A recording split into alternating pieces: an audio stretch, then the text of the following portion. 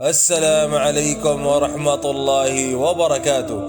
بسم الله الرحمن الرحيم.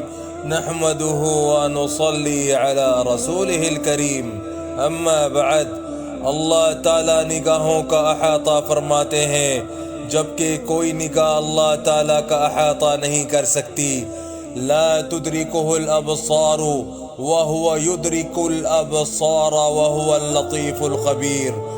قرآن مجید کی اس آیت مبارکہ کو اچھی طرح سمجھنے کی ضرورت ہے، کیونکہ اس کا تعلق عقائد سے ہے۔ اہل سنت والجماعت کا عقیدہ ہے کہ ایمان والے جنت میں اللہ تعالیٰ کی زیارت سے مشرف ہوں گے، اور اس آیت میں اس کی نفی نہیں ہے۔ یہ آیت دنیا کے بارے میں ہے کہ دنیا میں اپنی آنکھوں سے کوئی بھی اللہ تعالیٰ کو نہیں دیکھ سکتا۔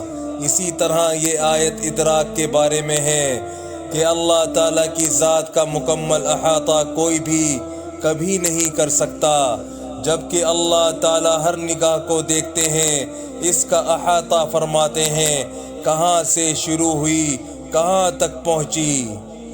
انسان اور دیگر جاندار اپنی آنکھوں سے نہیں دیکھتے، بلکہ اللہ تعالیٰ کی قدرت اور حکم سے دیکھتے ہیں۔ اگر انسان آنکھ سے دیکھتے ہوتے تو دیکھنے میں اتنا فرق کیوں ہوتا؟ انسان صرف چند میٹر تک دیکھ سکتا ہے، جبکہ چیل باز شاہین کئی میل دور تک دیکھ سکتے ہیں۔ کئی جانور رات کے اندھیرے میں دن کی روشنی سے بھی زیادہ دیکھتے ہیں۔ سمندری جانور پانی کی گہرائی اور تاریکی میں دیکھ لیتے ہیں۔ معلوم ہوا یہ سب نگاہیں اللہ تعالیٰ کی قدرت کے احاطے میں ہیں۔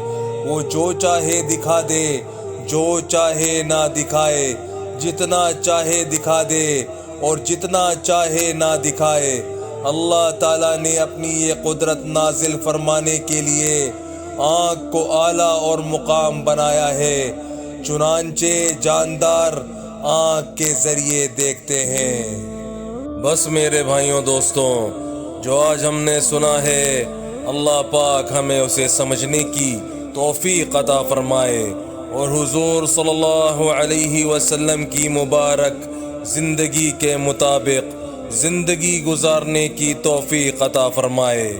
السلام علیکم ورحمۃ اللہ وبرکاتہ۔